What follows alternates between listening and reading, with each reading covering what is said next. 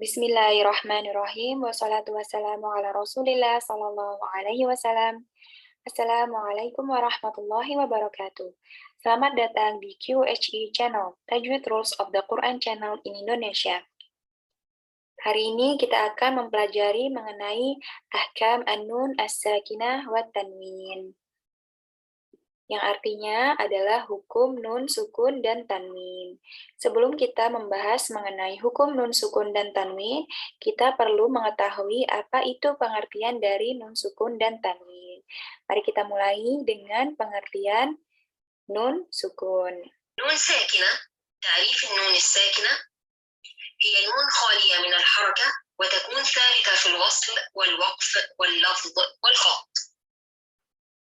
Dalam bahasa Indonesia, pengertian nun sukun adalah nun sukun tanpa harokat, tanpa dhammah, tanpa fathah, dan tanpa kasroh, yang muncul ketika kita membaca, baik saat lanjut disambung atau saat berhenti, waqaf, juga termasuk dalam penulisan. Berikut contoh dari nun sukun. من عمل عنه عنه. Itu adalah dua contoh dari nun sukun. Pada contoh tersebut, nun di sini tidak ada harokatnya, tapi ada wujudnya, baik saat dibaca man saja atau saat disambung. Ketika disambung, maka nun sukunnya dibaca jelas, man amila. Contoh lainnya yaitu anhu. Nun sukun dibaca jelas ketika disambung dan berlaku hukum nun sukun.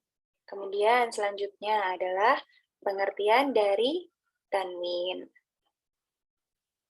تعريف التنوين. والنون ساكنة تلحق آخر الأسماء لفظا لا خطا ووصلا لا وقفا وعلامتها في الخط مضاعفة الحركة. Dalam bahasa Indonesia, pengertian tanwin adalah tambahan nun sukun yang menempel di akhir kata benda. Kita mengucapkannya tetapi tidak menuliskannya. Kita membacanya hanya saat dibaca menyambung, tetapi tidak ketika kita berhenti dan ditulis dengan dua harokat. Sebagai gantinya ada dua harokat. Sebagai berikut contohnya. Nasibin, nasibun, nasiban. Ketika di akhir kata benda tersebut, perhatikan teman-teman, pada akhir kata, pada huruf ba ini, terdapat dua harokat. Dua harokat kasroh, disebut kasroh tanwin, dua harokat dhammah, disebut dhammah tanwin, dan dua harokat fathah, disebut fathah tanwin. Dan ini, jika dituliskan secara penjabaran, maka akan seperti ada nun sukun tambahan. Itulah mengapa disebut adanya nun sukun tambahan. Berikut teman-teman perhatikan, pada harokat fathah di sini ada dua fathah. Namun, kenapa bisa disebut ada nun sukun tambahan? Karena setelah huruf fathah, setelah harokat fathah, kemudian setelahnya ada nun sukun. Nah, inilah yang disebut dengan nun sukun tambahan. Namun, orang Arab menjelaskannya seperti ini, tapi tidak dituliskan nun sukunnya, dengan adanya ganti dua harokat. Jadi kenapa ada dua harokat? Karena aslinya adalah ada nun sukun tambahannya. Tapi kemudian diganti dengan adanya dua harokat. Lalu selanjutnya, saya akan putarkan contoh suara dari Ustazah Heba bagaimana jika kalimat nasiban, nasibin, dan nasibun ini ketika dibaca disambung. Nasibin min, nasibun min, nasiban min. Begitu contohnya, ketika dibaca disambung, maka berlaku hukum tanwin. Kemudian yang selanjutnya, Dalam Al-Quran, tanwin ini muncul pada kata benda. Namun, ada 3 kasus di mana dalam Al-Quran muncul di kata kerja. Pada kata kerja masa kini atau verb present tense, tanwin ini akan muncul pada 3 kasus saja. Yang pertama, yakni pada kasus syabih bit tanwin. ليكون من الصاغرين. Maksud dari syabih bit tanwin yaitu mirip dengan tanwin. Hanya ada 2 dalam contoh ini dalam Al-Quran, yaitu layakunam dan lanasfa'am bin. Kemudian selanjutnya, kasus yang muncul pada huruf idzan, yakni pada kata إذا لأذقناك.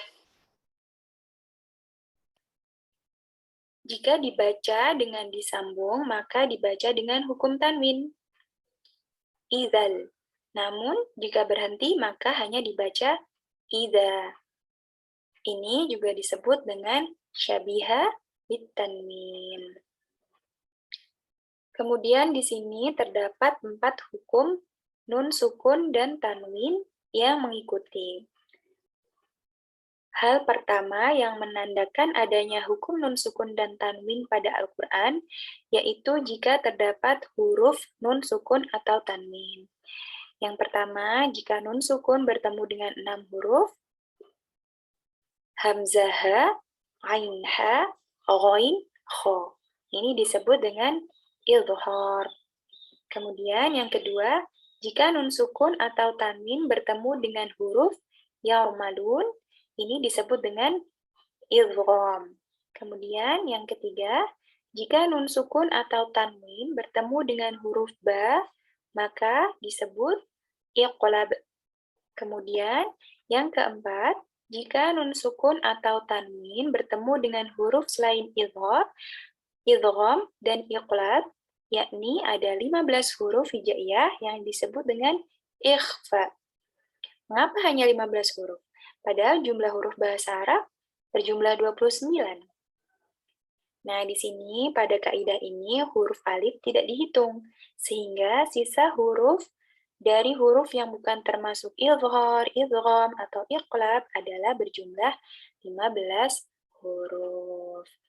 Cukup sekian kelas hari ini, semoga bisa dimengerti dengan penjelasan-penjelasan yang tadi sudah dijelaskan. Jangan lupa untuk like, komen, dan subscribe channel QHE Channel, dan tetap ikuti materi hukum nun sukun dan tanwin. Jazakumullahu khairan. Wassalamualaikum warahmatullahi wabarakatuh.